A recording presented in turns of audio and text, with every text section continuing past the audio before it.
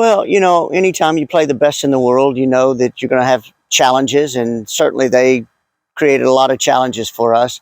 Um, but I think everything, for our plan moving forward, everything we do is in preparation for the World Cup. So I think we look less at results, but more on performance and how we play. And one of the things I was pleased with was the performance of some of our young players. We brought some of the U20s in and were able to get their first cap. And I thought they all did extremely well for us, considering it was their first senior team call up and playing the best in the world. So we'll hope that we can improve on the performance a little bit on Tuesday. But the main thing is it's given us a chance to see some young players that we normally wouldn't get to see.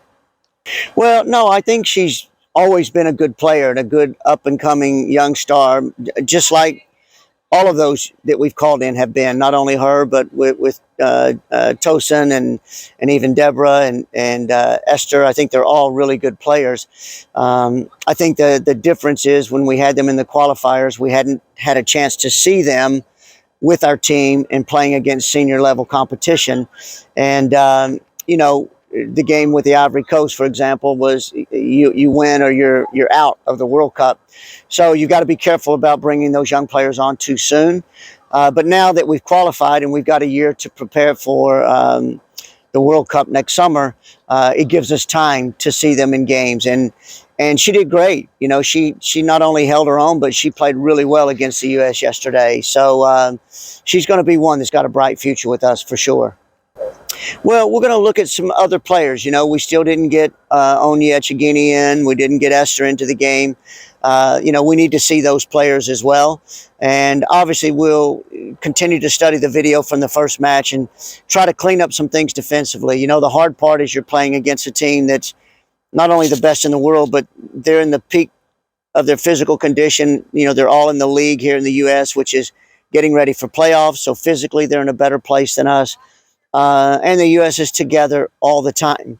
And, unfortunately, we don't get our players together since they're scattered all over the world playing. We don't get them together like the U.S. is able to do. So we know they're going to be another, a challenge, and it'll be another difficult match on Tuesday. But as I said, the experience that we gain from it, if this is where we want to be as a country, to be one of the top teams in the world, we have to play these kind of teams, and we have to get exposed so we learn from it. Be better. The Morocco was the first time we really had all of the players that I asked for in camp since we've been here in a year. So it takes time to be good. If you look at the things Morocco is doing and you look at the things that South Africa are doing, their teams are together on a regular basis, and we've got to be able to get all of our players in on a more regular basis.